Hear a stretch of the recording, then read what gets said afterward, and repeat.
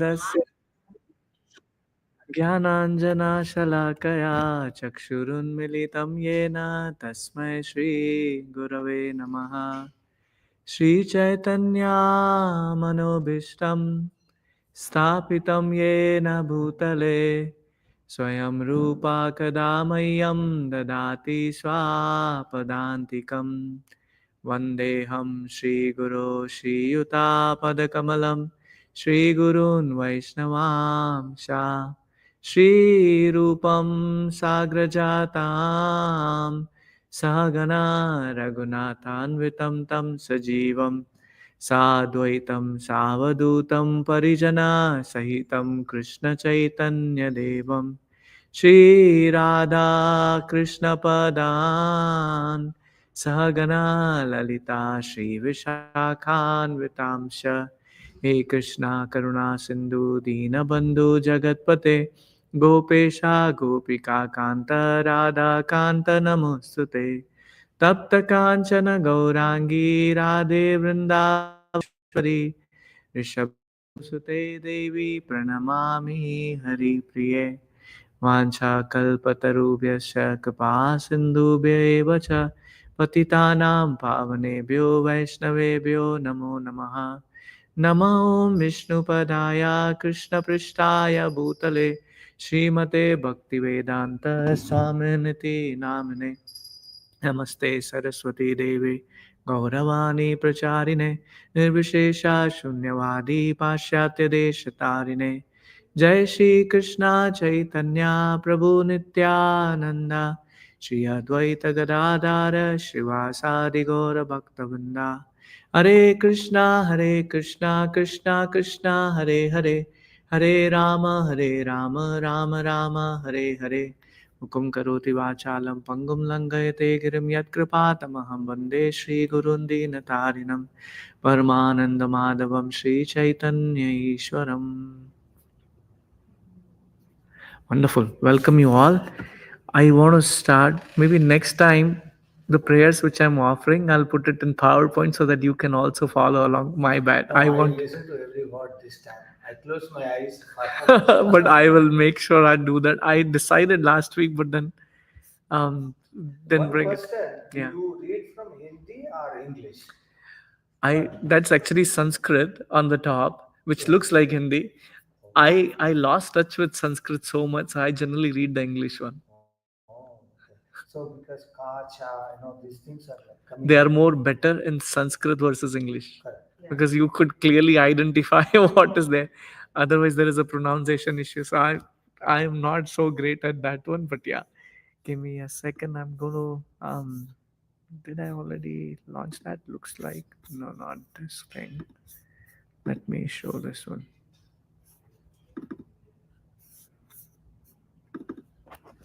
And I'm going to share that in the screen. Okay, beautiful. Oh, did I lose the screen? Did it just happen?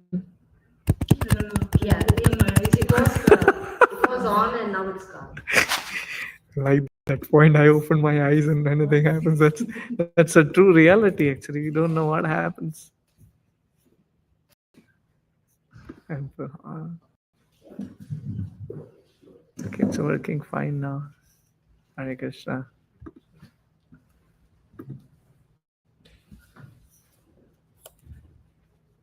Okay, I have to figure out some extended display. So let me go back. I guess I'm already sharing. Yes. Let's do this. You're all with me?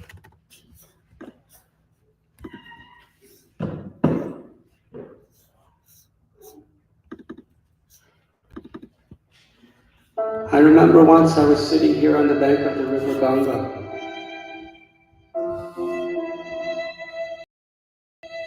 And up above me, I looked into a cloudless sky. And soaring was a hawk. Its feathers of brown, gold, red seemed to be illuminated by the sun. And circling, lower and lower and lower. It was just a few meters above my head. I looked up at this hawk and saw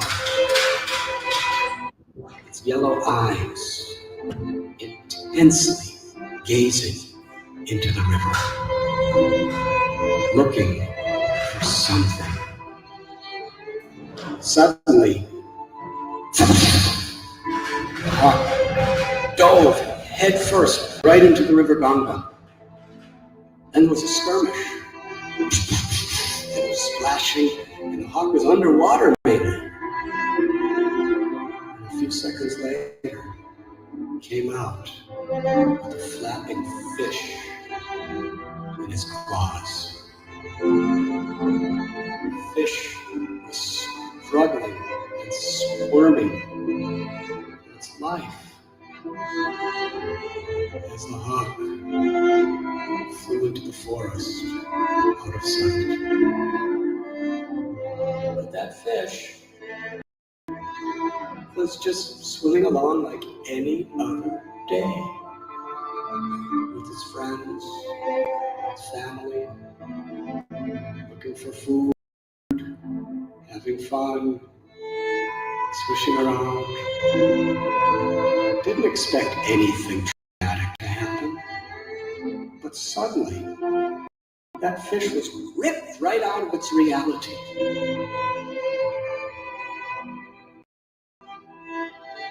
Away from everything it identified with. It was about to die.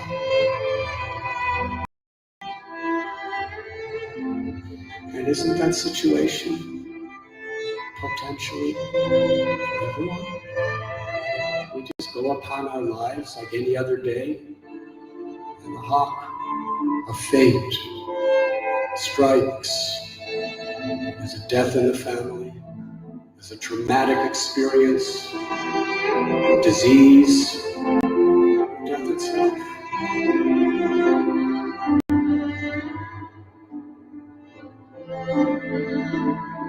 Perhaps I was thinking at that time, the lesson is we should not be complacent. We should take the opportunities we have in our spiritual life very, very seriously. One of the greatest enemies for a yogi is procrastination. We just get into the groove of our lives and we put the most important things off for another day.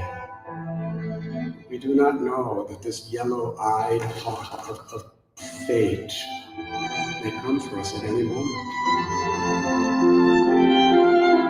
But then there's another lesson.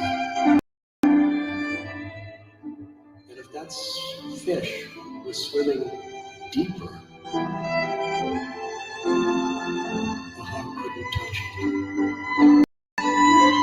In the same way, if we go deeper into our spiritual practices, deeper into our meditation, our satsang, our kirtan, absorb our minds to that deeper place within our heart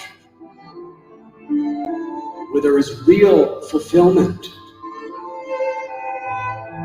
And whatever situation may come upon us in this world, it cannot really affect us.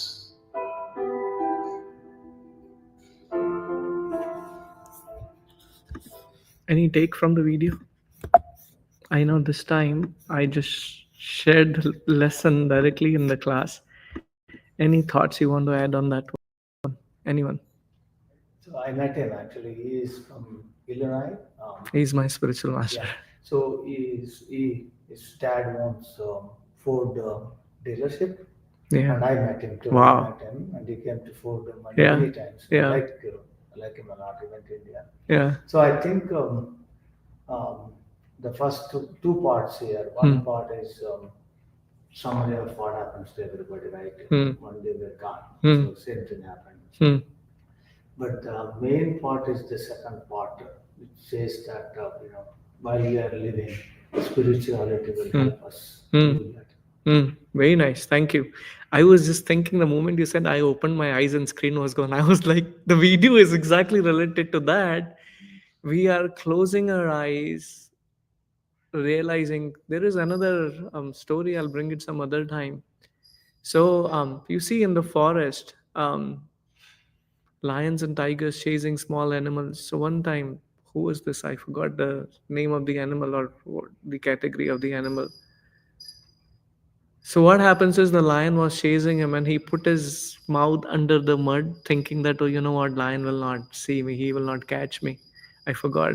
Oh, what is that animal who actually goes, puts his mouth under the hole, thinking that the other reality won't exist. Coming back to the point, the lion catches him and eats him.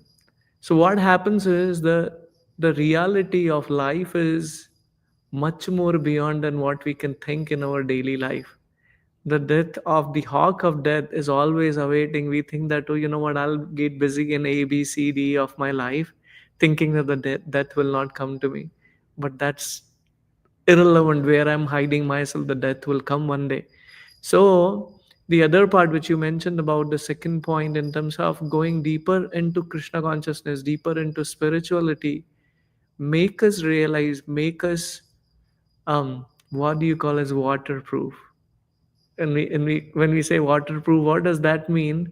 The bitter realities of this world still come upon us, but we know how to handle them.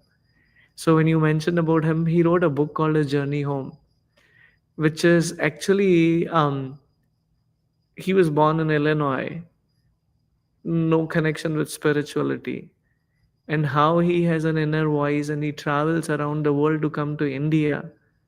And then how he enters India, that's another story. And then finally enters there. He says, one day I will do something for this country. And today, if you see what he has done, it's tremendous. So coming back to our discussion, which we have been studying on, Bhagavad Gita, verse 36, we covered from the past three verses. Now Arjuna is realizing the problems. How do I handle this situation? So that's where text 36 is starting. We will read it together, but before we start, we will say three times Om Namo Bhagavate Vasudevaya. Om Namo Bhagavate Vasudevaya. Om Namo Bhagavate Vasudevaya. Om Namo Bhagavate Vasudevaya. Papam evashrayat asman hatvaitan atatayaniha tasmanaraha vayam hantum dhritarashtran sa bandhavan swajanam hi katham hatva sukhina shama madhava. Am I sharing my screen? You all? Oh, yeah, okay, beautiful. Just making sure. Translation. Can someone read the translation? Sin will overcome us if we slay such aggressors. Therefore, it's not proper for us to kill the sons of Dhritarashtra and our friends.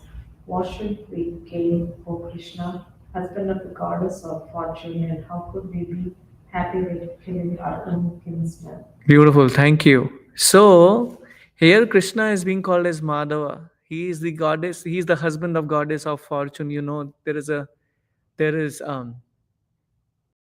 Lakshmi ji always reside on the chest of Vishnu, right? So why Krishna is being referred as goddess of fortune? That Krishna, you should be bringing fortune, not the misfortune in our life. So he is saying, if I'm going to kill, that's going to bring misfortune, not just on us, even for the people who are being killed. So he is saying the thought process is good because when I'm killing such aggressors, I should incur sin. Prabhupada explains in the purport very beautifully, are called as aggressors. According to Vedic injunction, there are 6 kinds of aggressors. A poison giver, and you will be able to see everything applies to Duryodhana. Did he give poison? Yes, he gave it to Bhima, right? When he was small, at the time he gave him one who sets fire to the house. He did that. One who attacks with deadly weapons. Yes. One who plunders riches. Yes. One who occupies another's land. Yes. One who kidnaps a wife, which is not applicable here. Such aggressors are at once to be killed, and no sin is incurred by killing such aggressors. Again, let me spell this out. Here, this is Arjuna, who is a Kshatriya. His dharma is that none of us are Kshatriya. So we see something happening on similar plane around, not that we go and kill people. I just want to clarify that disclaimer there. Such killing of an aggressor is quite befitting any ordinary man, but Arjuna was not an ordinary person. He was saintly by character, and therefore he wanted to deal with them in saintliness. This kind of saintliness, however, is not for a Kshatriya. This is very interesting, and I know we were briefly talking about life is not just white and black, it has shades of gray. So, where to apply what is a different thing. Like, there is a story in this connection. There was a person who was being chased by the, the rogues. They were basically chasing him somehow to rob him. And he was running and he came across one saintly person. I forgot his sadhu's name, who will never say a lie. So he asked Sadhu, where should I go? He ran towards that, and he told that if they come and ask you, where did I go, don't tell them. Now the robbers came, and they knew this guy will not lie. So they asked him, where did this guy go? And he pointed in the right direction. And these guys picked him up and killed him. Now, this is truth, right? He said truth. But is it right or wrong? Actually, it is wrong. It is wrong. Though the principle is right that you shouldn't lie, but you're applying that principle to a wrong place. So that's why life is not just white and black, it is contextual. I'm not saying we should lie or we shouldn't lie. That's not the point which I'm trying to bring in here. There has to be everything based on the context. Here, Arjuna is a Kshatriya. He is there to actually set up dharma, religion, right? Although a responsible man in the administration of the state is required to be saintly, he should not be cowardly. For example, Lord Ram was so saintly that people even now are anxious to live in the kingdom of Lord Ram. What a perfect timing. Next Sunday, which is not tomorrow, is Ram Nomi, which is coming. Ram Rajya. What is Ram Rajya? We'll speak about, maybe next Sunday we will do Ram if possible. It's a beautiful, it's very cherishing to hear and speak about Lord Ram. But Lord Ram never showed any cowardness. Ravana was an aggressor against Ram because Ravana kidnapped Ram's wife Sita. But Lord Ram gave him sufficient lessons unparalleled in the history of the world. It is said when Vibhishan came to Lord Ram and said, I want to surrender. So everyone except Hanuman were willing to kill him because they thought he is coming from Ravana's side, and if he gets to know our inside, he will communicate it there, and that will be wrong. So they said we should kill him. And Lord Ram asked Hanuman, what should we do? And Hanuman said, when I went to Lanka, when I flew over the ocean, and I was searching for Mother Sita, only at one place I heard the name of Ram. And that was Vibhishan's house. That was Vibhishan's house when I heard the Ram. Spirituality does not mean when I'm outside I'm spiritual. What am I doing when I'm alone? What am I doing when nobody is watching where our spirituality is checked? So here Vibhishan doesn't know, what Hanuman is going to come, I'll show up, oh, I'm chanting the name of Lord Ram and all that stuff, right? He's not doing that. This is what pleases Krishna, no duplicity. So he says, when I went there, Vibhishan was doing that. So, and Lord Ram smiled and he said, yes, I have a same thought process. We want to keep him with us. And then, very interestingly, Lord Ram coronated Vibhishan as a king of Lanka.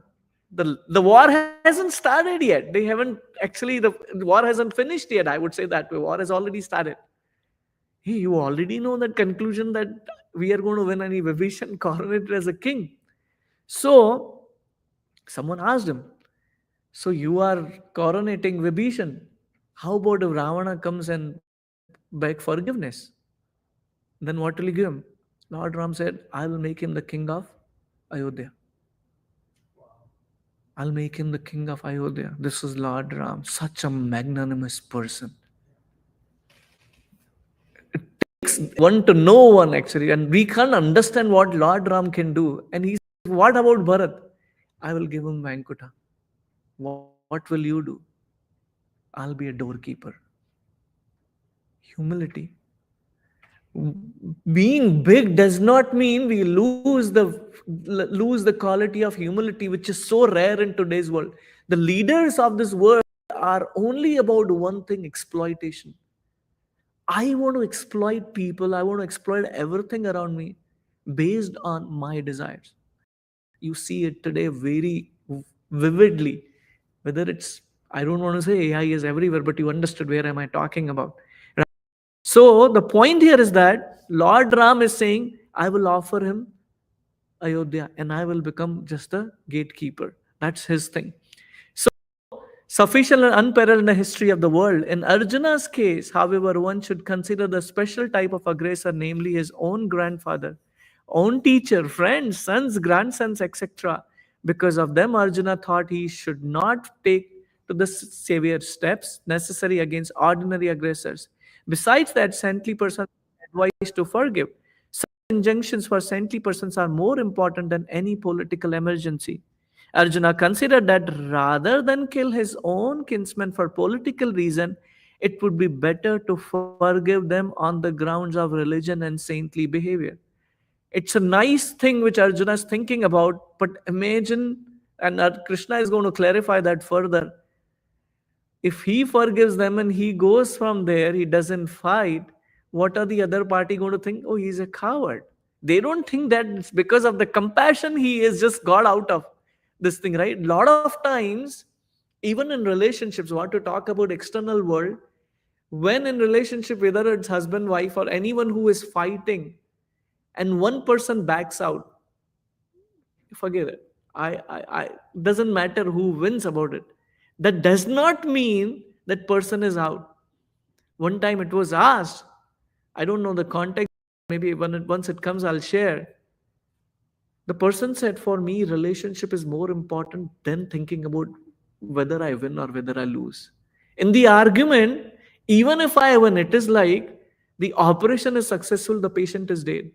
So I did everything perfectly from a doctor perspective. Operation is perfect based on I was supposed to A, B, C, D, I did. But what is important is the operation has to be successful or the patient has to survive. The patient has to survive. Whether you follow the protocol or not, that's secondary, but the patient has to be saved. And if my operation is successful or the patient is dead, what's the point? Today, why there are relationship issues? Because ego. Everyone is an antenna. And now when they come and know my antenna should go bigger, your antenna should go bigger, and that's why there is so much chaos going on.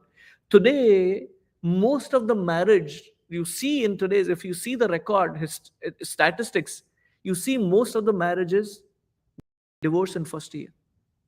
Why? Go. You don't want to bend, and then you want other person to bend. But other person says, why should I bend? You should bend.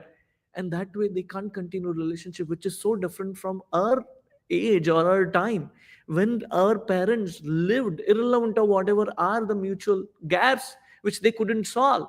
They continued because, yeah, it happens, right? There are different thought processes everyone has, not that I just distract. Like, you'll be surprised. One of the divorce which happened, and when I was just hearing about it, a wife wanted a particular way to apply toothpaste on the toothbrush, and the husband wouldn't do it. They took a divorce. They took a divorce. Crazy. That's the problem. And now here, Arjuna, when is he running away, people are not going to think he is saintly that's moving. He is not realizing that. So he is just putting his perspective. And very interestingly, not a single word, like I said last week, Krishna didn't speak yet. We will see, read ahead. It would be better to forgive them on the grounds of religion and saintly behavior. He did not therefore consider such killing profitably simply for a matter of temporarily bodily happiness. Today, there are so many slaughterhouses opened. I remember when I was living in India, I never saw McDonald's. I never saw KFC. So many slaughterhouses have opened for what? Temporary happiness. For tongue to be happy, I don't realize what is happening. I was just thinking about it. I just went to another store today to get some groceries. Earlier times, you see those butcher shop, they would have hanging animals. The moment you see, at least you feel like whoever is eating who will think about it, man, I don't want to do this. After seeing at least a lot of times, people actually just leave it. I don't want to eat. Nowadays, everything is so sophisticated, very nicely wrapped. So you can't even see the bitter reality in terms of what happens behind the scene for me to eat what I'm eating. Beef, mother cow, there are three mothers. What is three mothers? Bhumi Devi. That is considered to be the first mother. Second mother, who is actually the mother who gives us birth. And third person is the cow who gives us milk. Mother gives milk and cow also gives milk. So, killing mother, what kind of repercussion one has to go through, nobody can imagine. Srimad Bhagavatam actually mentions 24 or 26 kinds of hells. Can you imagine? We just know there is hell. Based on certain kind of activity, there is a separate hell. That if I do this, I have to get this punishment and this hell, sorry. And accordingly, I have to move from one to another. We just want to close our eyes without even realizing. So he is not thinking about the temporary happiness he is going to get. He is thinking about how can I kill my relatives, though they are aggressors. But Bhishma never did anything. My guru didn't do anything. He's just on the other side. After all, kingdoms and pleasures derived thereafter or therefrom are not permanent. So why should I risk my life and eternal elevation by killing his own kinsman? Arjuna addressing as Krishna as Madhava, like I said, or the husband of goddess of fortune is also significant in this connection. He wanted to point out to Krishna that as the husband of goddess of fortune, he should not induce Arjuna to take up matter which would ultimately bring about misfortune. Krishna, however, never brings misfortune to anyone, to say nothing of his devotees. One time, you may have heard the story. So there was this devotee of the Lord who was very sincere. So every time he would walk on the sand, he would see two steps behind him always coming. He thought, yes, Lord is always with me. And there were difficulties in his life, tremendous difficulty. He saw those feet were gone. So he called out the Lord, my Lord, you were always with me when I was in good shape, everything good. When I am in difficulty, now you disappeared. The Lord said, my dear Lord, he said, how? Because I don't see your footsteps. Lord said, you see those footsteps, they are mine. I'm holding you in my lap. I'm holding you in my lap. What does that mean? Krishna is much more eager for us to actually get out of this world. Like a parent doesn't want to punish the child. Parent doesn't want his children to suffer. Parents doesn't want, like I have son. I him no more screen time. You show me your screen time and I want to count every day. He gets really unhappy with me, saying, why you do like that? From his perspective, I'm wrong. But the reality is, what am I doing is I'm not being brutal to him. The reality is that he has to take care of his eyes. He has to take care of everything, has to have a rhythm. Everything has to have a balance, which he can't understand. So the parent doesn't want the child to go through difficult experience. Krishna doesn't want that we go through these three kind of miseries. What are the three kind of miseries? You remember, Prabhu, Adi Devik, Adi Bhautik, and Adhyatmika. The miseries caused by body and mind. Today, whatever happens, irrelevant of whatever I do, the health situation comes in. However healthy I'm going to be, one or the other day something happens to body and mind. There are issues related to body and mind. Second is the issues caused by other living entities. COVID, other living entities. I didn't do anything. Some virus came and then it attacked. And third one, which is the Adi Daivik, whatever happens from the nature, either too much cold, either too much of the forest fire and all that stuff. Not that material nature is actually a mother. Bhumi is mother, like I said before. Doesn't want actually people to suffer. But when it becomes beyond the control, then all these things happen. Like I was just mentioning about the plane crash, which just happened second week of January. These people were enjoying their life. Mataji, we are discussing Bhagavad Gita. You're welcome to join us. So these people were enjoying just few weeks before very nicely, thinking that, oh, I'll drink wine, I'll have an opposite sex, everything I want to do on 31st. Nobody thought this, I'll just lie, I'll just die in 2 weeks. Nobody knows about what is coming in our life, the hawk of death, which we were seeing. We have no idea what is coming on our way. So understanding that aspect and actually realizing how insignificant I am, God is always there to actually take us back to Godhead. It is a situation I briefly mentioned, I guess, but just spelling this out. Like a parent, the child goes with the parent and they go to some what do we call it as like something like circus. They go there and the child loses his father, and now he is on the street because he lost his connection with his father who's a millionaire. Now he is begging on the street. That is our situation. We don't have to struggle for 9 to 5 to earn few $1,000s, to be honest. Can you imagine you thinking yourself a son of a trillionaire? Do you need to work like 9 to 5? And whatever boss says, oh, you have to spend extra hours, you have to come on the weekend. We don't think about those things. What is lost now is the connection with Lord is lost. Jai Shri Shri Radha Gopi Chandra Bhagwan ki jai. Nitai Patit Pawan Gaurari ki jai. Srila Prabhupada ki jai. You see, they are beautifully holding a flute. Now, when we are miserable, one thought may come to our mind, my Lord, I am miserable, you are laughing. What is this? You see, Krishna always smiles. Srimati Radharani always smiles. Are they laughing at us when we are in difficulty? They are saying, my dear child, when will you come back? Why you have to struggle so hard?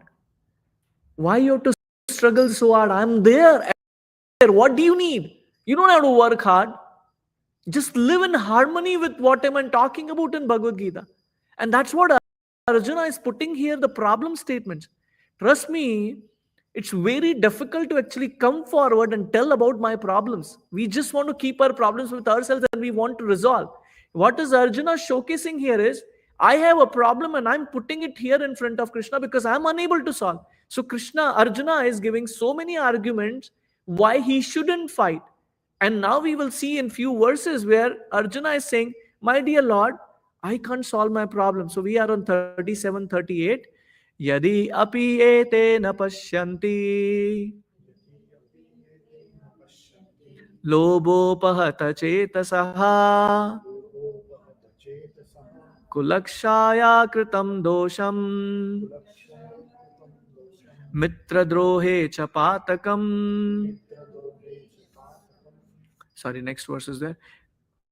Katham nadyeyam asmabihi papadasman nivartitum kulakshaya kritam dosham prapasyad birjana. Translation, please. O Janardana, although these men, their hearts overtaken by grief, see no fault in killing one's family or quarreling with friends, why should we, who can see the crime in destroying a family, engage in these acts of sin? Beautiful. Martin Luther King said, don't ask the country what country can do for you. Tell country what you can do for the country. Similar thing, very similar thing. Don't ask God what he can do for you. Tell God what I can do, Lord. We have nothing to do. What can we offer? He is Lakshmi Pati. But what matters to God is our intention. When we go, I remember I went to Haridwar. And what I would see, I was a child at that time. What I would do, people take the water from Ganga. I'm sure you would have done either. They will take the water from the Ganga and offer to Ganga. Now, if you see, what am I doing here?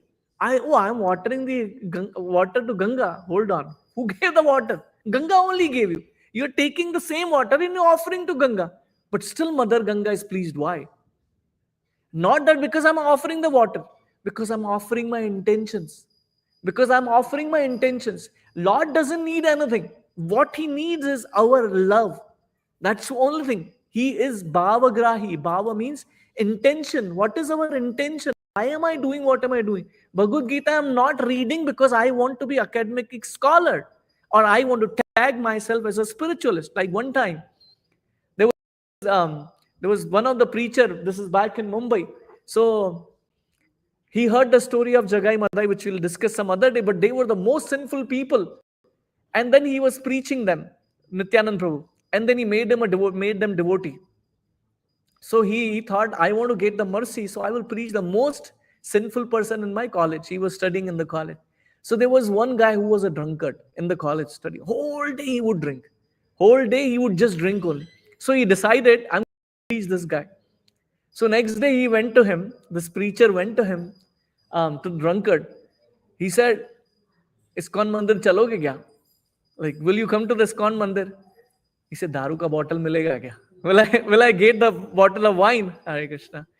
So he said, no, not the bottle of wine, but you will hear some wise statements and there'll be a prasad after that. Because everyone wants in the college time, especially you're struggling so much. So he somehow brought him there.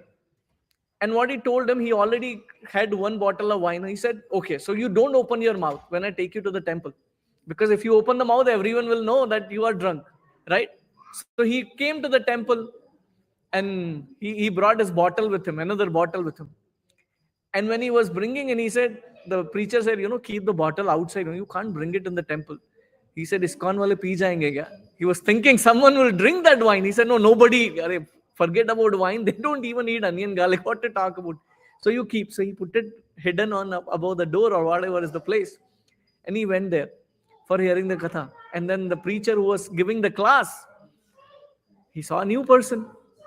And he asked him, where are you from? What is your name? So he was asked not to give any answer. So this another preacher was giving, his name is this, his name is this. So this actual class who was giving the class, he was just thinking, what is happening here? I'm asking a question to this guy, someone else is answering. What is going on here? So anyway, the class was going on. This guy who was a drunkard, he said, class kabhi khatam hoega. Just few more minutes. But he couldn't resist. He went out and finished half of the bottles which he kept on the door. After the class, whoever was giving the class, he gave the mala for chanting Hare Krishna Maha Mantra. So he put this on his neck and went back to the college. And next day he announced everyone saying that, now I'm a member of ISKCON society. And he was drinking the wine and then he was just wearing that. The preacher had to work hard to get that beads back because otherwise he will create a wrong impression. He didn't want to actually chant, but he would create a wrong impression. So when he seeing no fault in kins, one family quarreling with the friends, why should we can see the crime and destroying a family? So he is thinking, Arjuna's thinking, what crime is going to bring in? Even if they are killing me, they don't know what is going on that. So other people may not know in this context what they are actually happening, but a saintly person knows what is happening for the other person's farewell. So Prabhupada mentions in the purport, a Kshatriya is supposed to refuse to battle or gamble. I'll pause here and I'll answer one of the very important questions. Why did Yudhishthir Maharaj gamble? Anyone had that question? You know Mahabharata, right? What happened? He lost. Not the first time.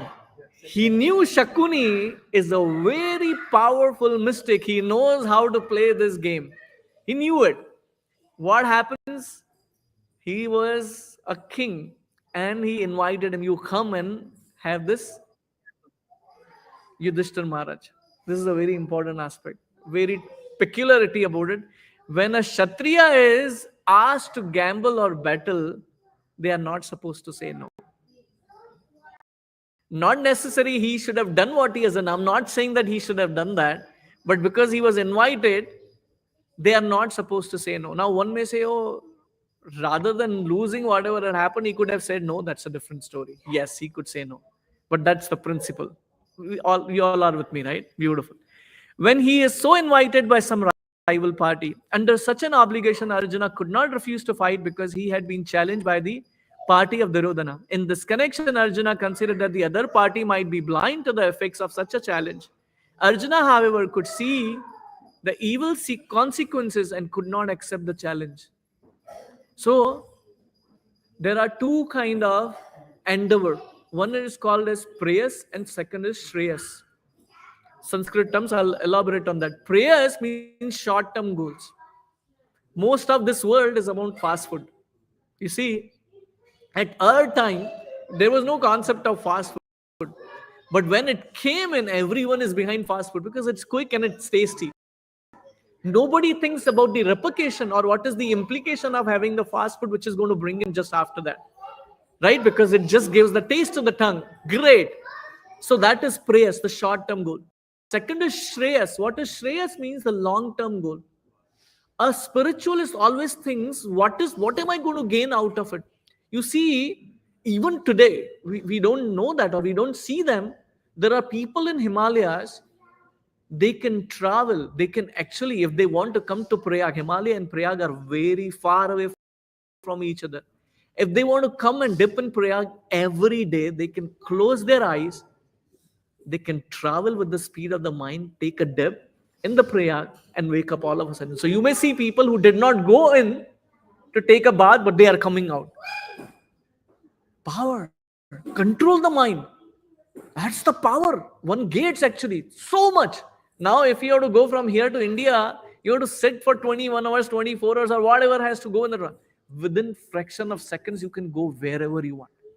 That is a power mind control gives you. So imagine what can bhakti give you? Much more sublime than you can think about. Much more sublime. Vashishta Muni, you know Vashishta Muni, right? Vashishta Muni, huh? Yes, Vashishta Muni is the Kula Guru of Dashrath Maharaj, right? Lord Ram's father. He had a Kamadhenu cow. What is Kamadhenu cow? And where did cow came just to connect these dots? There was a Samudra Manthan, the churning of the ocean. So variety of things came from there, and one of the things which came was Kamadhenu cow, which was given to Vashishtamani. So that's the Kamadhenu cow is coming. She can give any food, anything you want with fraction of second. That was the power a cow can give. Imagine 9 to 5 job itself is such a struggle for us, please. Yes. It's such a struggle for us.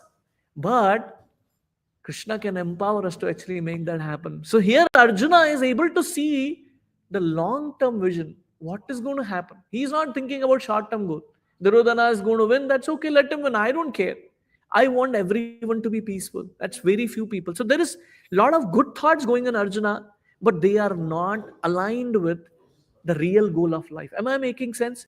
A lot of times we may perform certain activities according to us are good or correct, but they are not aligning with the bigger future. They are not aligning with the higher goal. And that's what is going to happen. So we will read text 39. Kulashaye pranashyanti kula dharma sanatanaha dharme naste kulam krishnam adharmo abhibhavati uta. With the anybody read the translation? With the destruction of the dynasty, the eternal family traditions is vanished, and thus the rest of the family becomes involved in the illusion. Very nice. Thank you. You see, you could see it even today. A lot of activities we would do on regular basis are being fading away. Like one of the example, I remember my father, I was living in a society and there was a Lord Shiva's temple. My father would go every day, offer milk there, and then he will offer water to the sun. I never asked him a question, but I just picked up that habit. I don't see that habit continuing forward anymore. You don't see our kids, they actually understand how to appreciate Surya Dev, how to appreciate Mother Ganga, how to appreciate whatever is happening around us. We just forgot it. This is a power of family tradition. So what is he saying? If our elders are gone, who will give us family traditions? Who will talk about it? What is the purpose of Diwali? What is the purpose of Ramanomi? Ramanomi is coming next week. Ramanomi is establishing Ram Rajya within our heart. What does that mean? What is Ram Rajya? I'll just spell this out. When Lord Ram actually left for the forest, all these citizens, they were willing to come with Lord Ram. He said, what is there in us, in our life without you, my Lord? We want to come with you. Lord Ram said, I will not have the position. Same thing happened to Yudhishthira Maharaj. Yudhishthira Maharaj, when he's going for the Vanvas, all the citizens, Shri, come there. We want to come with you. Yudhishthira Maharaj said, my dear citizens, even I will struggle for 2 meals of food in the forest. How can I? We don't need food. We don't need food. We want your shelter. Can you imagine? Today's society is what? If I have money, if I have a position, as long as I have that, people are following me and people, oh, like it, dislike it, right? Mostly likes. But the moment I lose my position, the moment I lose my money, everything is gone. But what a character Yudhishthir Maharaj is representing, that the whole citizens are willing. They are saying it is better for us to live in the forest and rot there may die rather than living in the kingdom of Duryodhana because he's an exploiter. Can you imagine what is the importance of character? Character building doesn't happen in university or college. Go to any university, the topmost. Do they help you to build a character? The answer is no. They are here to give you competitive, how to be competitive. How can you be number one? We will teach you how to be number one. We don't teach you how to become humble, not to how can we handle failures. We don't talk about that. Nobody talks in college, oh, that's okay, you came second or third. And I was just mentioning about IIT, about the suicide ratio and all that stuff the other day. Nobody in today's world know how to handle failures. And we learn failures from our day one. This is another family tradition which is being loosened. We give our kids and our family members so much they don't realize, oh, failures are going to come.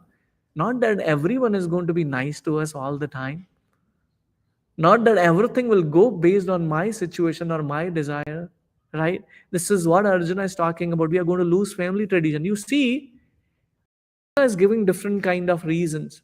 First reason he gave is compassion. I forgot the second reason. The third reason which he gave, and I'll bring it next time in the PowerPoint, is sinful reaction, which was a previous one. Right? And now it is coming to D, which is destruction of family tradition. The short form is CESDI, CESDI. These are the 5 arguments he gave. So, first is compassion. I have to find out about E. I can't recollect now. S is sinful reaction. D is destruction of family tradition. And after that, he's going to come to that indecisive. He doesn't know what has to be done. And these are the 5 questions which are going to be answered in Bhagavad Gita. Or these are the 5 arguments which are going to be handled there. So we'll read the purport. In the system of Varna Ashrama, anyone knows here what is Varna and Ashram? Is it in a forest? Close. Varnashram means we have this different Kshatriya, Brahmana, Shudra, and Vaishya. These are Varnas, beautiful. And what are the ashrams? Ashrams means sannyasashram, grosthashram. Very nice. And, being student, I forgot the Brahmachari. Brahmachari. Brahmacharya. Vruddhashram. Very good, very good. What is that? Varna? No, 1 second. Okay, I forgot. So Varna is Brahmana, Kshatriya, Vaishya, and Shudra. So based on the activities, you belong to these castes. So you may say, where do I belong? Because that question may come in. And today's Kali Yuga, we all belong to Shudra. We work for others. So that's where we belong. Varna and ashram is first the child, or when we grow up, when we start, we go to Rishi's ashram. Not in today's school. You go there and study. That is brahmacharya. So, what is the significance of that? You see that everything is so much in harmony with nature.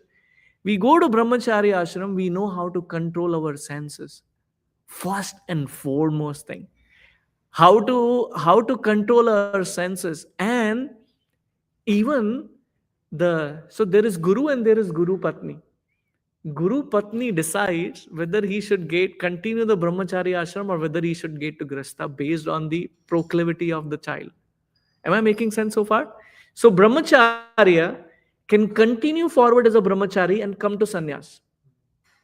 Okay? And if the person has enjoyment captive or holding things, which means clear he cannot continue brahmacharya, because brahmacharya is not about retaining things, holding things. You don't know where I'll be next. So he goes to grasta, which means saving and then accruing more money and all that stuff.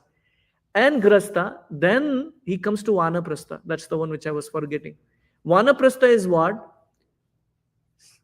May not be secluded place today, but it used to be going to secluded place, getting away with relationships, leaving children and all that stuff, family, and then moving forward only tapasya, right? And that is up after 50. So vanaprastha happens and then sannyas. This brahmachari also comes and then comes to sannyas. But in Kali Yuga, sannyas is not allowed, because we cannot practice sannyas in Kali Yuga. It's so distracting.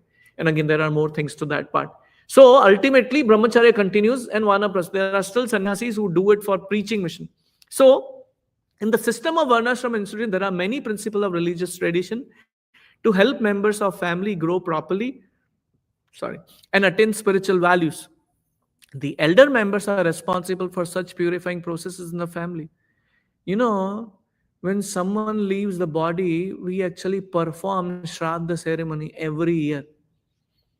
There is a very important responsibility for the family tradition to follow, especially there is a very beautiful thing which happens in Mahabharata, and I will end with this one.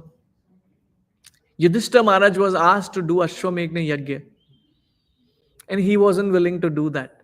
Narada Muni comes and he tells that your Pitra means your ancestors, are stuck. You have to release them. And for that, you have to do the yagya. And that's how he does it. But why I'm bringing that story is it's important for the descendants to actually do that activity. Because when you feed whatever you are offering, let's say the crow takes and all that stuff, this is actually, it's offered to Pitra. It helps them to grow after. So when we actually, this is an unfortunate thing, but I just want to spell this out. When we cry on our close relatives when they leave, it actually disturbs their journey, whatever journey they are going to. It puts obstacles on their journey.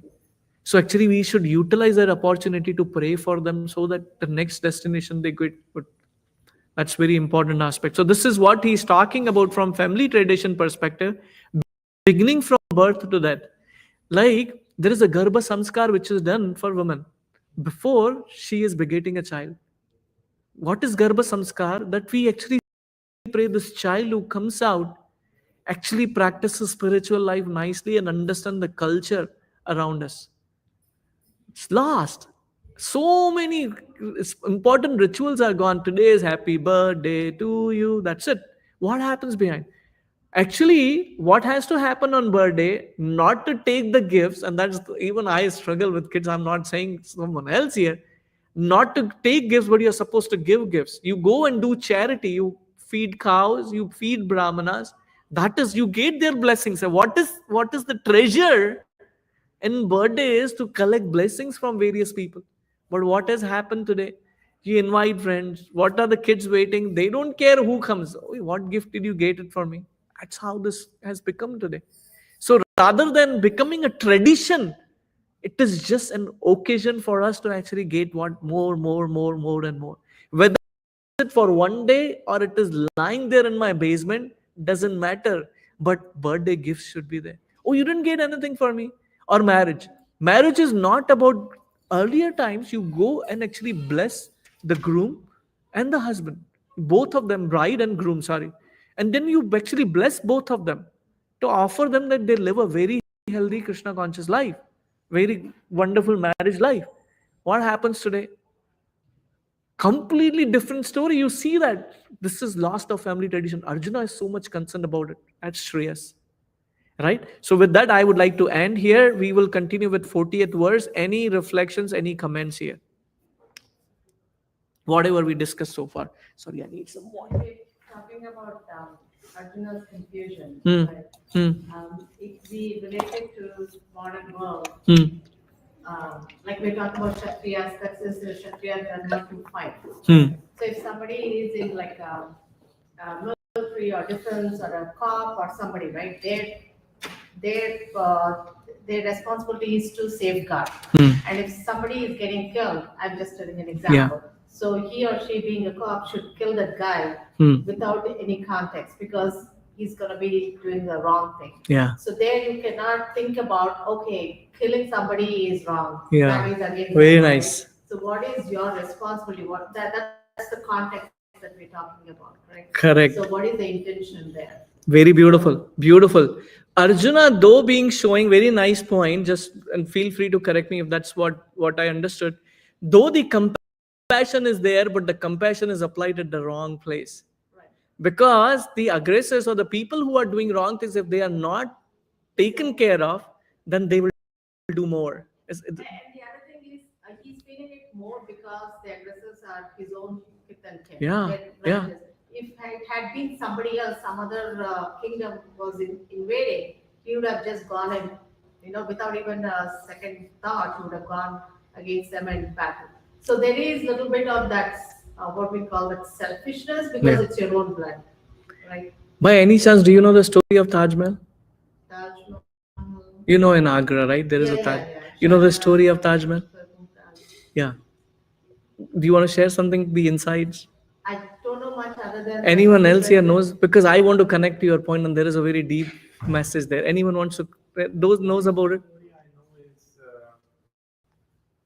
there was this the person who was kind of a chief architect who was working there or builder. I don't know if that's the story you're referring to, but at the end, the king decided to cut his arms, and said, I need to just make one different thing, and he goes and then changes something, and then every time it rains, it will drop the rain.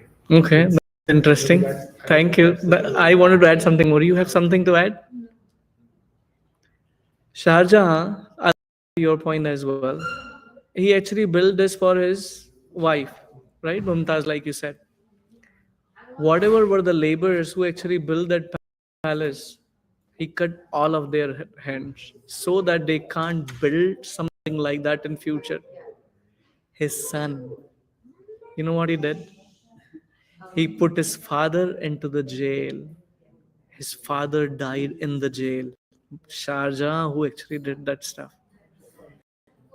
This is what I'm talking about. When the culture is missing, when the family traditions are missing, what comes out is something much more sinful or much more bad than what we can ever think about. Oh, it's a brutal reality. Today we go to see Taj Mahal. It's one of the most horrifying story in the history today. Most horrifying story today. What happened behind the scene? That story. And Alexander's story, we also know about that. He acquired so much money, and when he was dying, he had three wishes. Anyone remember what are those three wishes? wants some sannyasi to come to his place, right? Something like that. Yeah. That's all I remember. Anyone else you remember? Alexander the Great. I just want to put that exclamation because that's an important aspect. We remember the Great. Where is he now? The Great is done. He asked three wishes. He asked that whatever riches I've acquired, keep it next to my coffin. Keep my hands outside my coffin to show the world I came empty handed. How much I acquired, but I'm going empty handed. And all the people who were there with me, especially the sages who actually guided me, asked them to take this coffin to the graveyard, wherever they are taking. They gave me, but I did not follow that instruction. And there is a third one.